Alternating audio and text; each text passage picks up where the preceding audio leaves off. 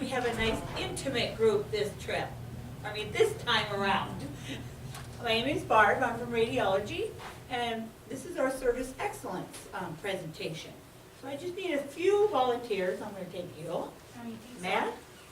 Yes, come on, I need you real quick. We're going to get it started.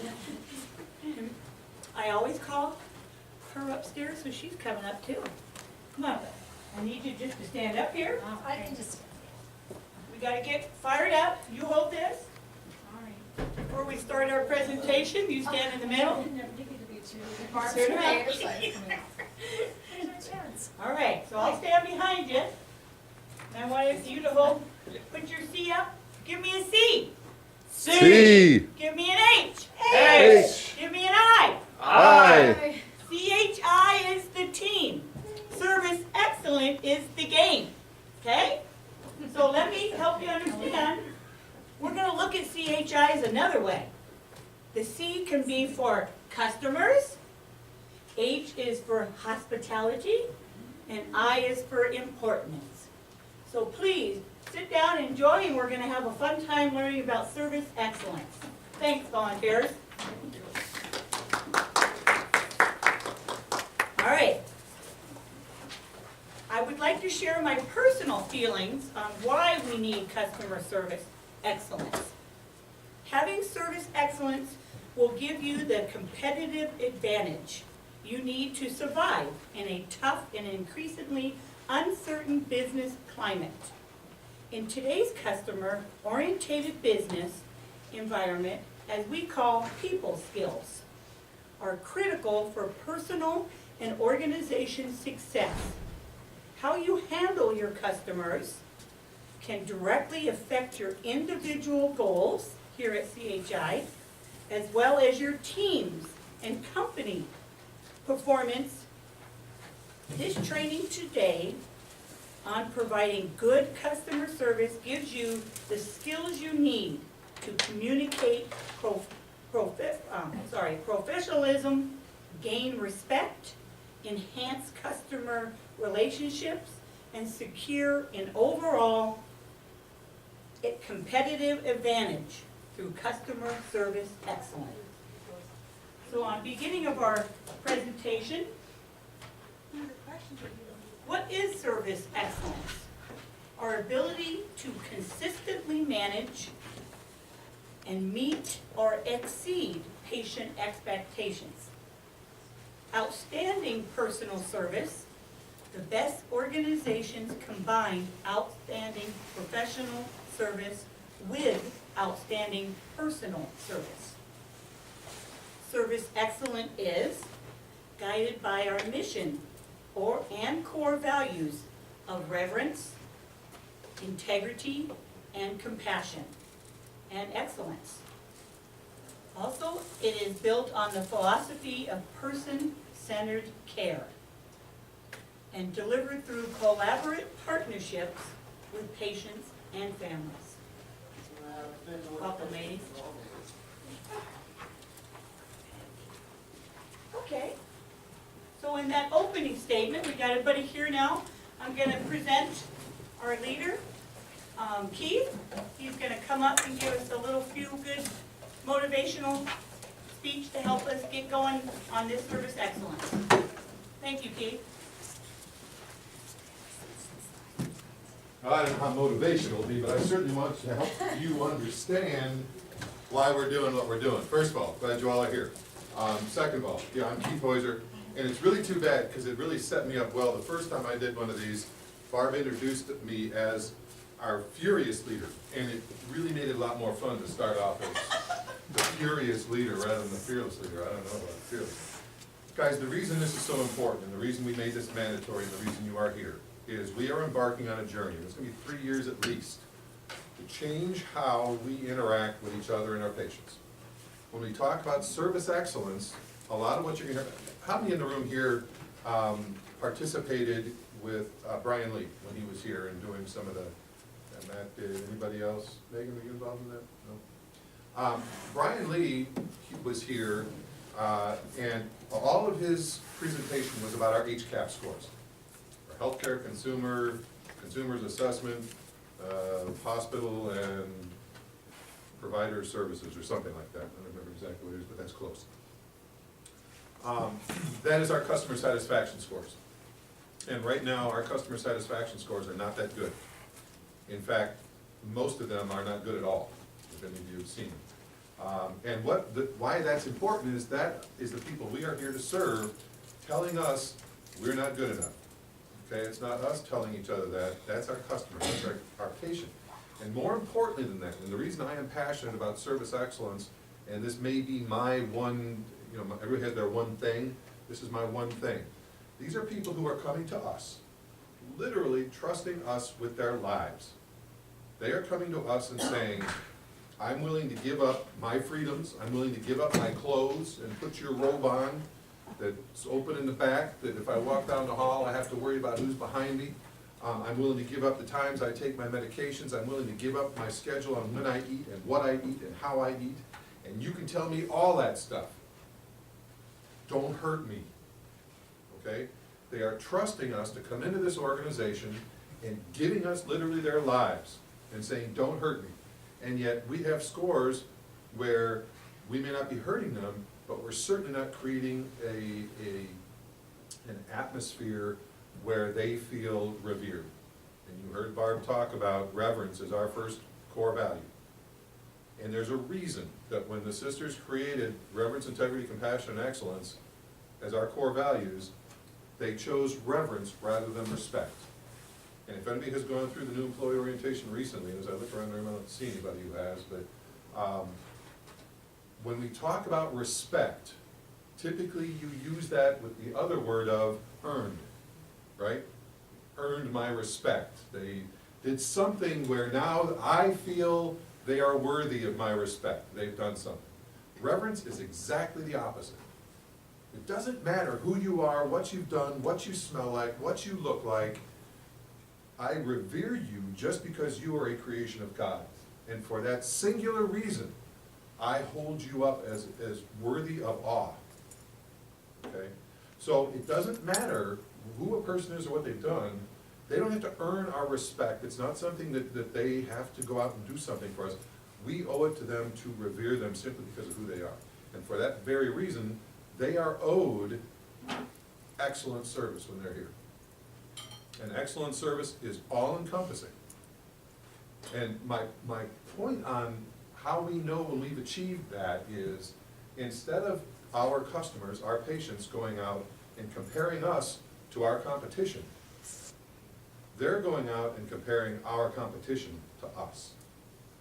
And that's a big difference if you think about it, okay? I want to be the one that everyone else is compared to. And we owe that to our patients here. It's not a glory thing. It's because we've done the right thing for our patients who trusted us, kind of thing. When they leave here, they should be going, wow, that was incredible. They did everything right, and we're not doing that right now. So service excellence is kind of going to be the start to give you guys the tools, and then in March, we pick up with a 3-year contract with Studer Group. And they're going to be coaching us, walking us through some tools, walking us through some interaction techniques, how we do things better for each other, because it's not just about the patients. If you think about it, you guys are customers too. You're certainly my customer.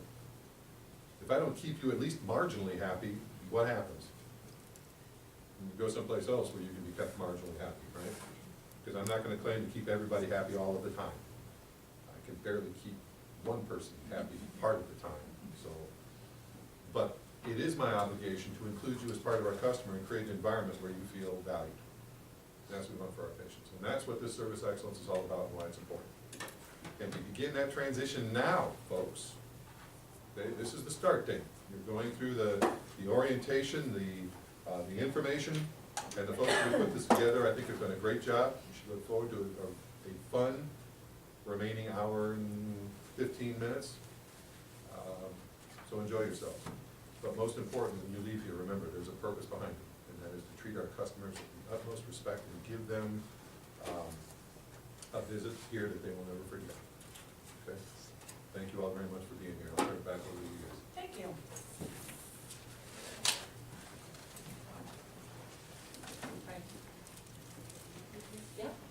At this point, point, we're gonna do a nice little video on empathy, which I feel like 90% of us, at least that many in this group, is why we chose this field of being in the health field.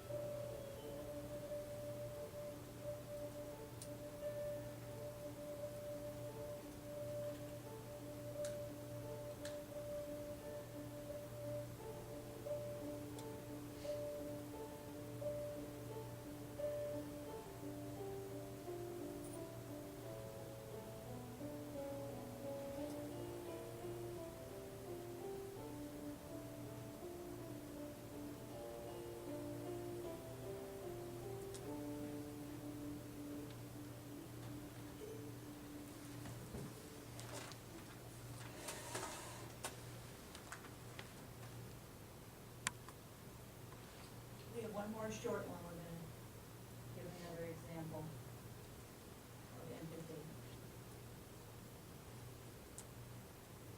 Well, I want to go, fits into my schedule because I can Sorry. grocery shop anywhere. Well, okay.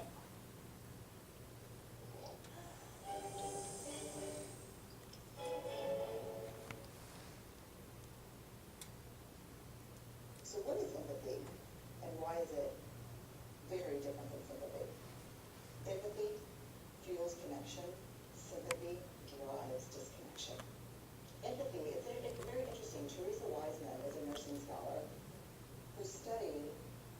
professions, very diverse professions where empathy is relevant. Four qualities of empathy. Perspective taking, the ability to take the perspective of another person or recognize their perspective as their truth. Staying out of judgment, not easy when you enjoy it as much as most of us do. Recognizing emotion in other people and then communicating that. Empathy is being with people. And to me, I always think of empathy as this kind of sacred space where someone's kind of in a deep hole and they shout out from the bottom and they say, I'm stuck, it's dark, I'm overwhelmed.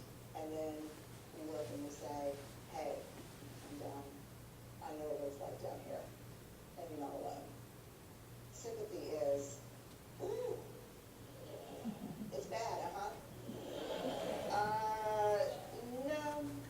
You want a sandwich?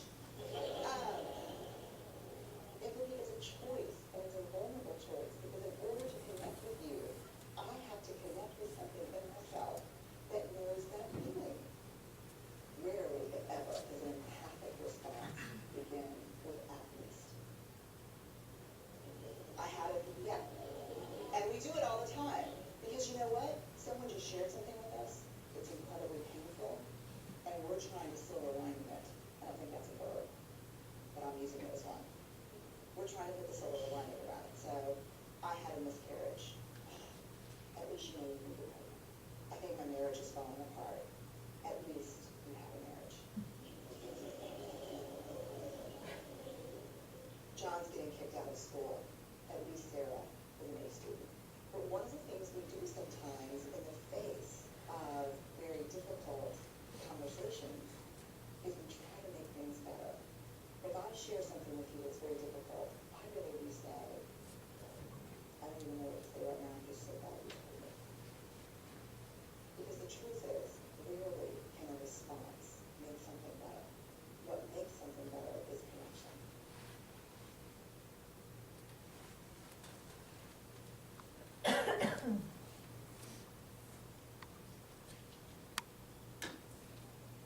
And I just wanted to point out a little bit after listening to that again, is everybody that comes here is probably not, they don't want to come here. It's not a want, it's a need.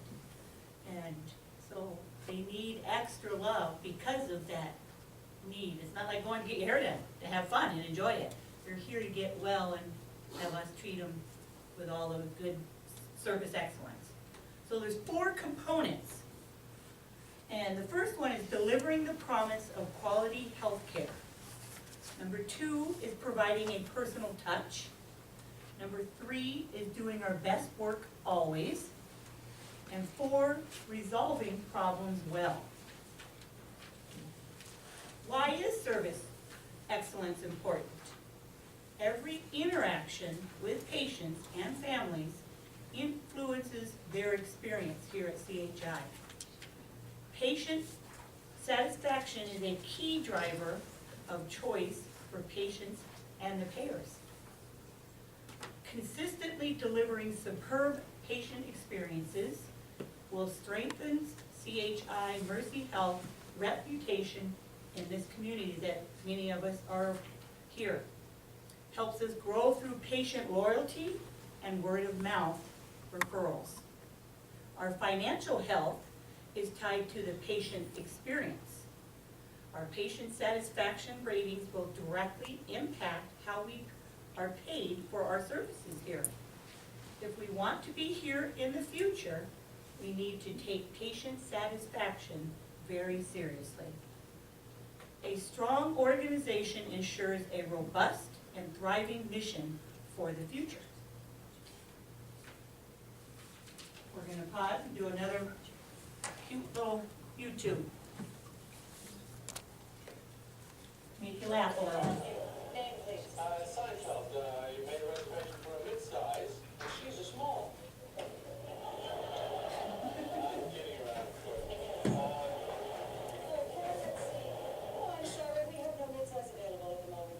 I don't understand, I made a reservation. Do you have my reservation? Yes, we do. Unfortunately, we ran out of cars. But the reservation keeps the car here.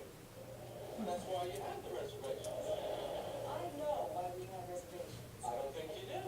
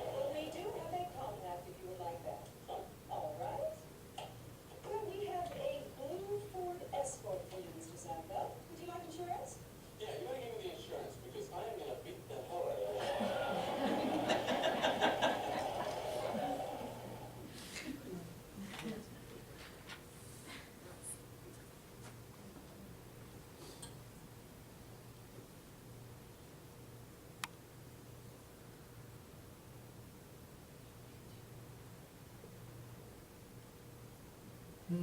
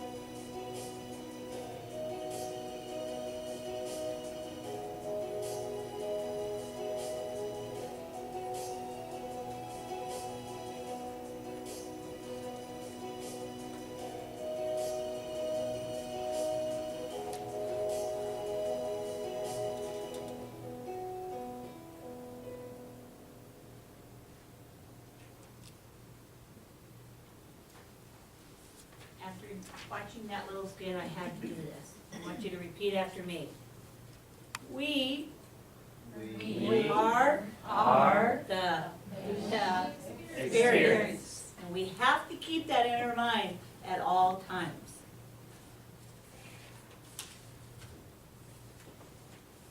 Okay, here we are. Everyone is sorry.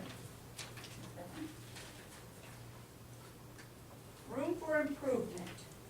For years, we have measured and reported patient satisfaction scores without significant improvements in performance. CHR partners with HealthStream, which is an industry leader for patient satisfaction measurement and reporting.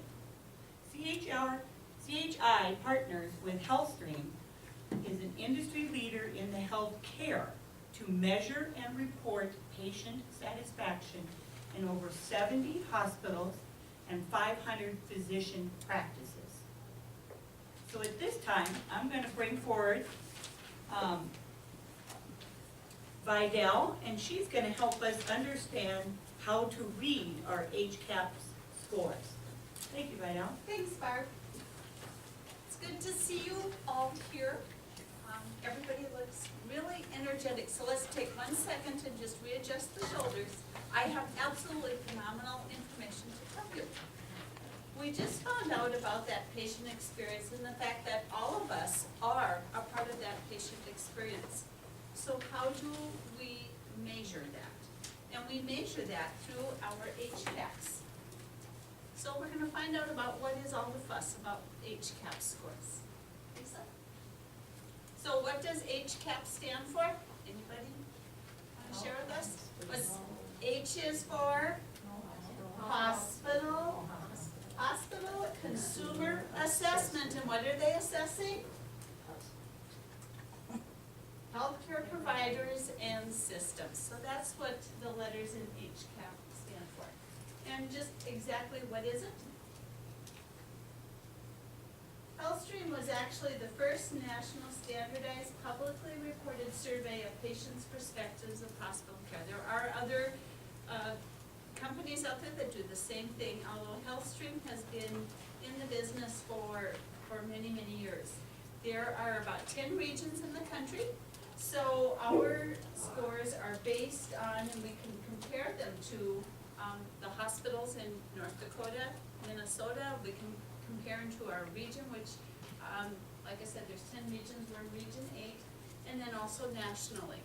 Now, HealthStream does do CHI, but HealthStream also does several other hospitals as well. Next. So who is surveyed? When a patient comes to see us and they go home, not all patients are surveyed, so let's take a look at who those patients are. First of all, anyone who comes to our emergency department for treatment of some sort is surveyed. They have that possibility of being surveyed. In the course of a quarter, which is 3 months, the number is usually right around 100. It might be 95 to maybe 110 or 120 patients, but that would be about the number that are surveyed. Our inpatient service patients are also surveyed, but this is a very particular group of people. Only patients that are acute, that is acute status, and ones that go home without any sort of care, like home health or any type of service like that. But if we have our swing bed population, our observation population, respites, hospice, patients that are transferred out are not called to be surveyed. Our outpatient services in radiology, that is general x-ray, CT, ultrasound, nuclear med, MRI. Did I hit them all? Okay, so all of those services are as well surveyed. And then the patients who come to us for same-day surgery, the colonoscopy patients, whatever surgery they might be having up on 4th floor. So those patients as well are surveyed. Okay, Lisa? So why do we do this survey? CMS does have some goals, and they're kind of wordy, so let me just read them to you. The survey is designed to produce data about the patient's perspective of care. Public reporting increases new incentives for hospitals to improve the quality of care. Public reporting serves to enhance accountability in healthcare by increasing transparency of the quality of care. And just finally, it's the right thing to do. Now, currently, hospitals for fee-for-service, or payment for service, are already receiving monies based on their HCAHPS scores, on their likely to recommend and their overall satisfaction of the facility. Critical access hospitals, I've heard numbers like 2018, which is just about 3 years down the road. We will be under the same guidelines, where if our HCAHPS scores aren't to the expectations of the Center for Medicare and Medicaid, they will start taking some of those monies that we would get for our care away from us. So another incentive for us to work a little bit harder at it. Okay. So just exactly what do these numbers tell us? This is a typical, it's called a report card, I think is what I'm showing you right here. This is what a typical report card would look like. And it's in your packet too. Right, what I have in there is actually a little bit differently, so if you wanna just look up here first, I'll explain how they get the numbers, and then we'll take a look at what's in your packet. The first column or the very first column, I should explain, is kind of the general heading of what, the topic is. There might be one question in that, under that topic, or there might be two or three. Well, let's take a look at the first one. This is an inpatient, it's called Courtesy and Respect of Nurses. In the course of the quarter, the 3 months, they called 4 patients. So very small numbers for inpatients. This next column, it just talks about, the coefficient, the correlation. The closer to 1 this number gets, the more important the numbers in those are to our likely to recommend and overall patient satisfaction. The next column is our score. So, under courtesy and respect, how many times did the nurse always, and that is a very important word, always treat you with courtesy and respect? 75% of these 4 patients said that they were always treated with courtesy and respect. The next column, right here, is how the CHI hospitals did as a whole. And the last column over here is how all of the hospitals surveyed in the HealthStream survey did. So if we're looking just out of how many times, or what was the percentage of courtesy and respect for nurses, we are sitting at 75 in this example. CHI as a whole is at 88.0%, and the HealthStream database is at 86.3%. So you can see we're slightly below some of those other benchmarks. Take a look at clear communication of nurses again. Again, the number is 5. We are at 80%. CHI as a whole is 77.5%, and HealthStream is 76. So there we're a little bit higher than what the average would be. Excuse me. So, and as you can see, we kind of go up and down. We're kind of like a picket fence. We have some good we have some good quarters, and then we have a not so good quarter, and it just kind of goes up and down and up and down like that. Okay. Our goal is the 90th percentile, and remember, percentile is different than percentage. Percentage is for example, on a test, there were, the best percentage you can get is 100%. And your score is based off of that percentage. You might have gotten a 95%. A percentile is different because a percentile has you compared to all the other facilities. So if there are 100 facilities and we score in the 90th percentile, that means that our score is better than 90 of the other facilities. So percentage and percentile are a little bit different. Percentile is always moving. It always moves because we're taking this whole group that we're talking about, all of these people in CHI, all of these hospitals, and we're looking at the scores. So the scores will kind of tell you where that 90th percentile is each quarter. Okay, a little bit different. All right, then let's take a look at your packet. And I think I have about 3 sheets in there. One sheet has all of the questions that are asked of outpatients and inpatients. So that's this one that has lots of questions on it. The numbers on the side just say what dimension each of those fit into. And over on the right side, it tells you the different answers that a patient could choose.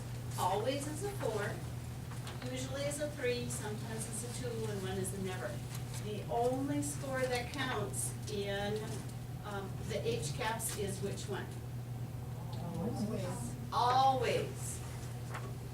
That's the only score that counts. Okay? And then I've given you some other sheets, and these are actually the attributes over time is what they're called. So if you look at these, you can see how we've done with our scores over the course of the year. And there are 4 sheets. There's a sheet on ER, there's a sheet on inpatient, there's a sheet on outpatients, which is radiology, remember, and there's a sheet on same-day surgery. So you can kind of see where they are. We are just finishing up our last reporting period, ended December 31st. So I actually have most of those final reports in, so those will be coming out to managers as I get them.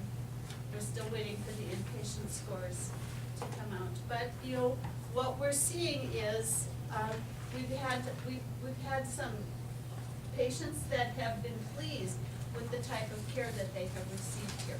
And they are also reporting that out as they are entering here. So questions on what HCAHPS is? Any questions? Some of the barriers, that was in my last slide, I think, is some of the barriers to our goal. Remember I said the 90th percentile is always a moving target. It's taking this whole, everybody's score, and that determines where the 90th percentile is. And culture. Culture is also a part of one of those hangups. Somebody mentioned earlier this morning too that, you know, it's the numbers that we have. We only have one chance to make a good impression. And we need to make sure that that one time that we're making that impression, we're making a good impression. Great.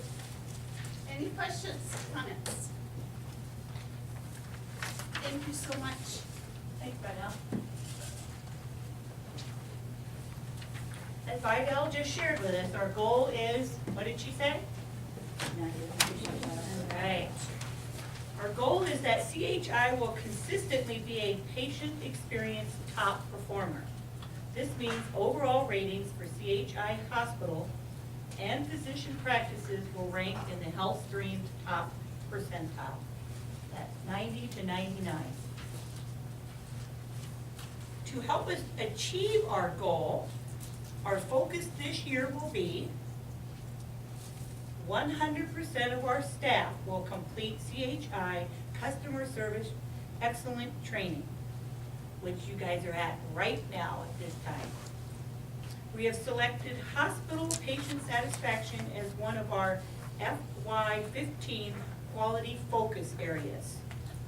Our goal is to improve patient satisfaction areas of timelessness, communication, overall rating, and willingness to recommend.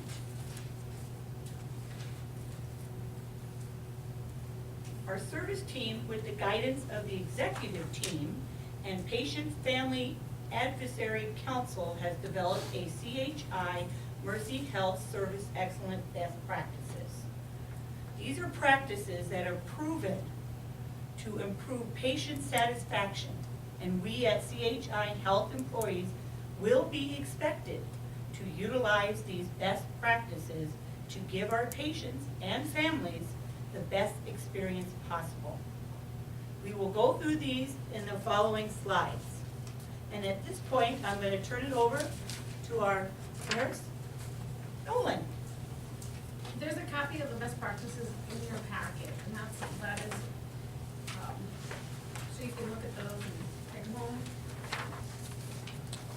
So the combination of those groups develop these things. Some are members of the community as well as employees from the hospital and then our administrative team. But here's the first one that we'll cover is called the Hello Zone. So all employees will make eye contact and smile at anyone they encounter within a 10-foot radius and verbally greet anyone they encounter within a 5-foot radius. And why this is important is just to be open and approachable to people as they come by. When they see you, that it makes them feel comfortable about walking up to you and maybe asking a question, instead of seeing somebody that is in a hurry or looks too busy to help, and they won't ask the questions that they want to ask. So then there's also the no pass zone. This applies to everyone that works in the organization. Anyone that passes a patient's room with a call light on is responsible for answering it regardless of the job title or description. We are all caregivers. You can assist the patient as your job description allows or get someone who can help the patient. If you need to get someone else, leave the light on.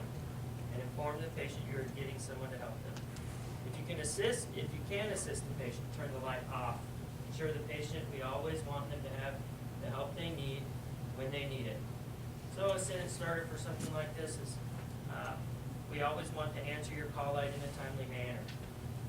That's part of the questions on the age caps. That's part of what they ask. So if you kind of prompt them and say always, all the time, then hopefully that's what they'll say as they're going through the survey. Only go into an isolation room if you are trained to put on isolation protection.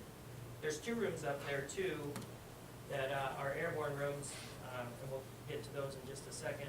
You can assure the patient from the door you are getting someone to help them if they are in isolation. So, non-nursing personnel, anybody that is not a nurse or you spend a lot of time on the floor too, maybe. Just if you don't know exactly what to do, then if you see a call light on and beeping, peek your head in the door and ask the patient what they need. If the door is closed, knock on the door and ask permission before opening the door. Frequently what's happened, may not just be a patient that's called, but there may be a nurse or an aide in the room. So they've started doing something and they can't leave or need help, and they'll push the call light. So if you just walk up and open the door, there's a good possibility that you may see something that you didn't intend to see. Wait, if it's a nurse or an aide, as a general rule, I've never had one not answer if I knocked on the door. They'll let you know if it's okay to open the door. If you don't hear anything at all, you can still look in the door just to see what's going on. So you should look for isolation signs before entering the room. If there is no isolation sign, you may enter and help the patient as you are able, such as push a phone closer, get Kleenex, etc. Then ask the patient if there is anything else they need and shut off the call light. If you're unable to assist the patient with their needs, leave the call light on and find staff that can assist with their needs. HCAP's question asks if the patient's call light was always answered in a timely manner. So for those of you that aren't familiar with it, there's a stop sign on the door, but Carla also pointed out that there's an isolation sign that indicates the type of isolation that's off to the side. So it'll say contact, airborne, droplet, whatever the case may be. And it's off to the side, it's a plastic part, but if you see a stop sign on the door, that's an isolation room anyway. So then this is what the call light system looks like currently. There would normally be cords in here where the call light comes off of this. And if you're inside the room, you cannot hear the call light. But the only thing you can see is this little yellow light blinking right here to the side.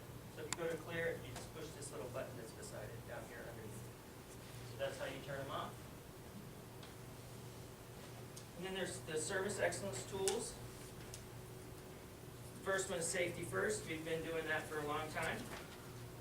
Clinical and process excellence, CPE. Care management.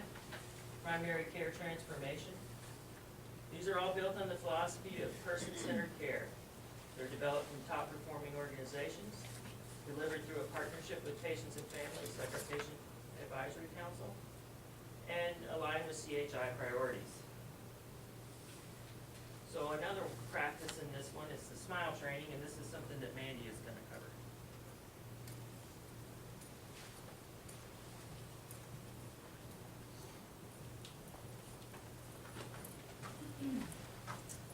The SMILE training. CHI has 5 parts of the SMILE training.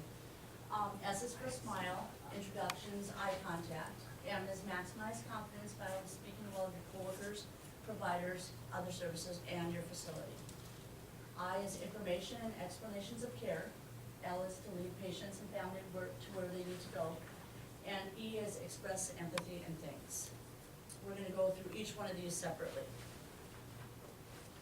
How does it work?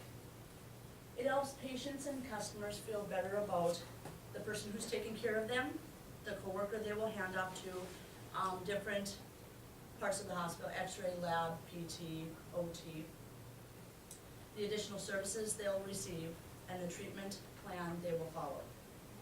So think about the last time you flew on an airplane. If you did, what did the pilot do to make you feel better about the flight? So he welcomed you aboard, gave you his name and the co-pilot's name, told you about approximately how long the flight would be, gave you some information about weather conditions, and then he also thanked you for choosing his airline. The S is for smile. Introduce yourself, eye contact, open body language, and handshake. The first step in the AIDIP model is acknowledge. Studies show that patients really respond and like it when you use their name. Acknowledgement can take place with a hi or hello, but it is more likely to take place with a smile, a handshake, and eye contact. The first impression sets the tone for the patient's experience, and it's not that hard. The importance of the introduction. 78.1% of patients wanted their physicians to shake hands. And my personal view on this is that our older generations, back in the day, a handshake was a person's word. They feel comfortable, and that's just, something that means somebody's word and they'll keep their word. 91.3% of patients wanted to be addressed by their name. It's important to introduce yourself. Introductions are more than just your name and the hospital you work in. And introductions tells about your experience and your skill set. You let the patient and family member know that they are in good hands. So, what types of introductions could you use when you go into a patient's room and they've been like a frequent flyer? Would you just say, "Oh, you're back"? Carrie, come on. I just go in there and I usually remember them, and I just say, "Hi, I'm Carrie. I've been your nurse before. I'm gonna be your nurse again tonight." And if I can remember some of the things, how they move, I don't know, just little things. They're kind of, I think that's kind of funny when I can remember things. I don't know. Sometimes I'm pretty outgoing, and I say, "You've missed me, you wanna come back and see me?" So I do a little fun, and they, go with the flow with it too. Maximizing confidence. So we speak well of coworkers, providers, other services, our facility, and yourself by telling patients about your professional experience in education. This is what we call managing up. The advantages of maximizing confidence is it decreases our patients' anxiety. It makes them feel better about the care that they're going to receive. It improves the patient's experience. During handoffs, they feel a little more at ease. It increases our compliance, and it improves the clinical outcome. Opportunities to maximize confidence. Shift changes in the hospital, taking a patient to diagnostics in the hospital, nurse to ultrasound tech, nurse to provider, and other. So I want to discuss just a little bit, in what situations would you have the opportunity to manage up a handoff? You're gonna hand off a patient to a different department, you're in the ER, a lot of the nurses, like if you knock on the door, and they know we're coming for lab draws, they'll kind of explain, "Oh, lab is here," they're gonna draw some blood from you, that kind of thing, before we get in the room, so that they know why we're there, and kind of know a little bit of what to expect. Perfect. A good handoff includes the person's name and information about their experience. Some ideas of a good handoff would be, Becky will be your nurse. She has worked here for the last 5 years and is an excellent nurse. I know she will take very good care of you. Julie and I have spoken about your care, and I will update her on all of your information.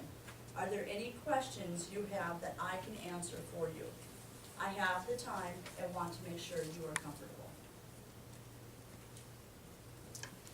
The I is for information, explanations of care and wait times, duration of services and procedures. Use easily understood language, and sometimes it's very hard for us not to use medical lingo. We want to make sure that the patients understand what we are discussing. Convey clear, concise, and accurate information. There are times in patient care when a patient will receive care from another department or a coworker. Why is this important? People want to know what to expect and what their wait time is. Lack of information makes people, families, anxious and angry about waiting. More information people know, the more they are satisfied. So there was an airline study that was done a few years ago, and it was regarding, the scores of how airlines, portrayed information, wait times, etc. And those airlines that informed their customers received higher scores than those airlines that did not, keep their. And I had a little personal, experience with this. I flew from Bismarck to Denver and was on my way to Las Vegas. And so I was only supposed to have an hour layover in Denver, and so my hour layover turned into almost a 4-hour layover, and we boarded the plane 3 times because of weather. Well, if they would have said that in the very beginning, I probably wouldn't have been so upset, but by the 3rd time I boarded the plane, I was not happy. Let's see. The L is for lead, escort patients and families to where they need to go. If you see someone, a family member, or even a patient wandering, please help them. Remember that this is their first encounter at our hospital, and impressions are important. And remember, you cannot take back a first impression. Express empathy and thank you. Use words such as care and comfort. Patients' families may be experiencing increased stress and anxiety at this time. And always say thank you to our patients for allowing us to care for them. Put yourself in their shoes. We've all been in situations where we've had a family member in the hospital, and we know how we felt when we were in those situations. We understand their feelings. It'll help us provide a little more understanding and empathy to them. Now we're gonna break into groups of Just do one side, each side? Yeah. Okay, and then we're gonna Or 4 and practice 4. how you, would, manage up in your department. Manage up a handoff, or even, manage up if you encounter a patient and, are talking about the next employee. So we'll take 5 minutes and do that, and then after that, we'll take like a 5-minute break. Thank you. So we'll come back like 5 after, but